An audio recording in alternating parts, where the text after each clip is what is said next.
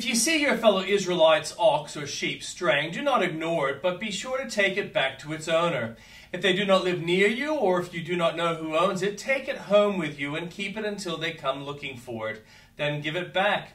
Do the same if you find their donkey or cloak or anything else they have lost. Do not ignore it. If you see your fellow Israelites' donkey or ox fallen on the road, do not ignore it. Help the owner get to its feet. A woman must not wear men's clothing, nor a man wear women's clothing, for the Lord your God detests anyone who does this. If you come across a bird's nest beside the road, either on a tree or on the ground, and the mother is sitting on the young or on the eggs, do not take the mother with the young. You may take the young, but be sure to let the mother go, so that it may go well with you and you may have a long life. When you build a new roof, make a parapet around your roof, so that you may not bring the guilt of bloodshed on your house if someone falls from the roof. Do not plant two kinds of seeds in your vineyard. If you do, not only the crops you plant, but also the fruit of the vineyard will be defiled.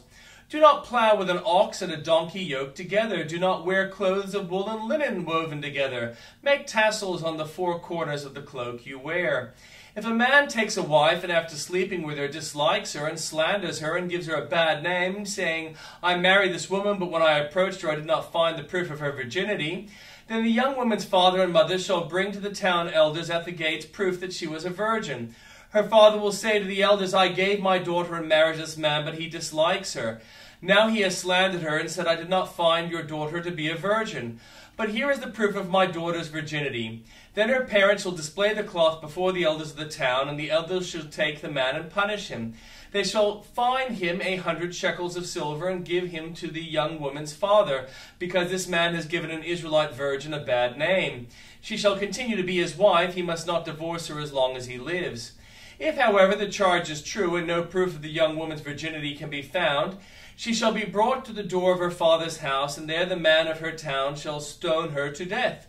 She has done an outrageous thing in Israel by being promiscuous while still in her father's house. You must purge the evil from among you. If a man is found sleeping with another man's wife, both the man who slept with her and the woman must die.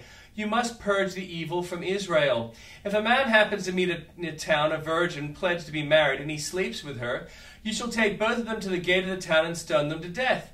The young woman, because she was in town and did not scream for help, and the man, because he violated another man's wife. You must purge the evil from among you. But if out in the country a man happens to meet a young woman pledged to be married and rapes her, only the man who has done this shall die. Do nothing to the woman. She has committed no sin deserving death. The case is like that of someone who attacks the murderer's neighbor. For the man found the young woman out in the country, and though the betrothed woman screamed, there was no one to rescue her. If a man happens to meet a virgin who is not pledged to be married and rapes her, and they are discovered, he shall pay her father 50 shekels of silver. He must marry the young woman, for he has violated her. He can never divorce her as long as he lives. A man is not to marry his father's wife. He must not dishonor his father's bed. No one who has been emasculated by crushing or cutting may enter the assembly of the Lord. No one born of a forbidden marriage, nor any of their descendants, may enter the assembly of the Lord, not even in the 10th generation. No Ammonite or Moabite or any other descendants may enter the assembly of the Lord, not even in the 10th generation, for they did not come to meet you prior with bread and water on your way when you came out of Egypt. And they hired Balaam, son of Beor, from Pethor and Aram Naharaim, to pronounce a curse on you. However, the Lord your God would not listen to Balaam, but turned the curse into a blessing for you, because the Lord your God loves you. Do not seek a treaty of friendship with them as long as you live. Do not despise an Edomite, for the Edomites are related to you. Do not despise an Egyptian, because you resided as foreigners in their country. The 3rd generation of children born to them may enter the assembly of the Lord. When you are encamped against your enemies, keep away from everything impure. If one of your men is unclean because of a nocturnal emission, he is to go outside the camp and stay there. But as evening approaches, he is to wash himself, and at sunset he may return to the camp. Designate a place outside the camp where you can go to relieve yourself. As part of your equipment, have something to dig with, and when you relieve yourself, dig a hole and cover up your excrement. For the Lord your God moves about in your camp to protect you and deliver your enemies to you. Your camp must be holy, so that he will not see among you anything indecent and turn away from you. If a slave has taken refuge with you, Do not hand them over to their master. Let them live among you, whomever they like, and in whatever town they choose. Do not oppress them. No Israelite man or woman is to become a shrine prostitute. You must not bring the earnings of a female prostitute or of a male prostitute into the house of the Lord your God to pay any vow, because the Lord your God detests them both. Do not charge a fellow Israelite interest whenever, whether on money or food or anything else that may earn interest. You may charge a foreigner interest, but not a fellow Israelite, so that the Lord your God may bless you in everything you put your hand to in the land you are entering to possess.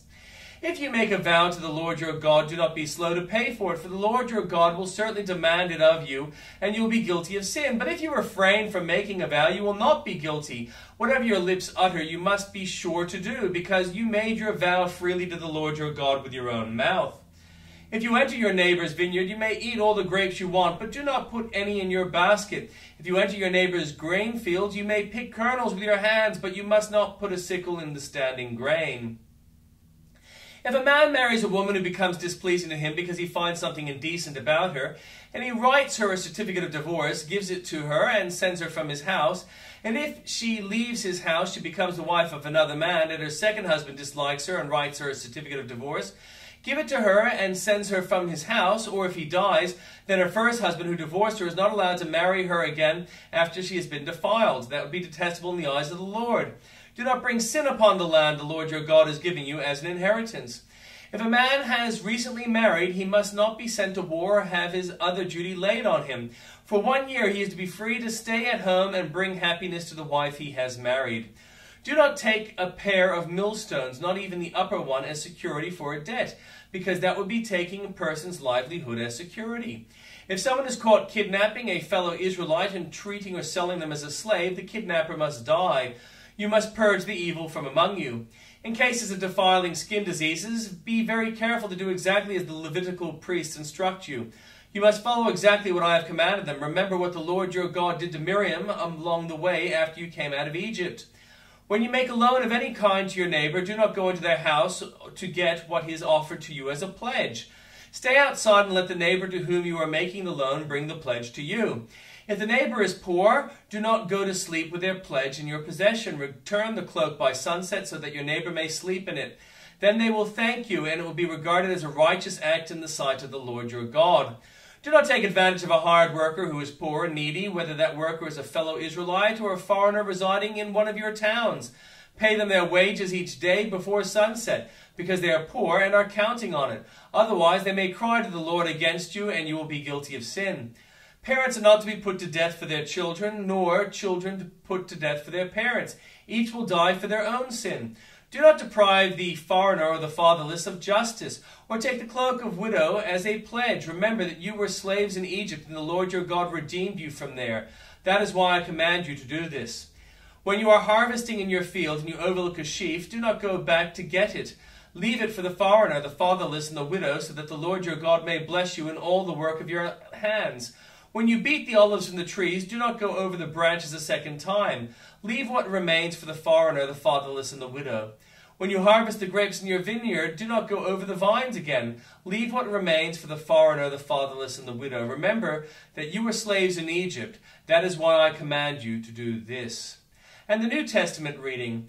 Now the Passover and the festival of unleavened bread were only 2 days away, and the chief priests and the teachers of the law were scheming to arrest Jesus secretly and kill him. But not during the festival, they said, or the people may riot. While he was in Bethany, reclining at the table in the home of Simon the leper, a woman came with an alabaster jar of very expensive perfume made of pure nard. She broke the jar and poured the perfume on his head.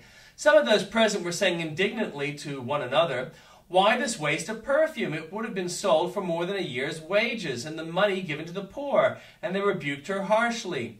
"Leave her alone," said Jesus. "Why are you bothering her? She has done a beautiful thing to me. The poor you will always have with you, and you can help them any time you want. But you will not always have me. She did what she could. She poured perfume on my body beforehand to prepare for my burial. Truly I tell you, wherever the gospel is preached through the world, what she has done will be told in memory of her." Then Judas Iscariot, one of the 12, went to the chief priests to betray Jesus to them. They were delighted to hear this and promised to give him money, so he watched for an opportunity to hand him over.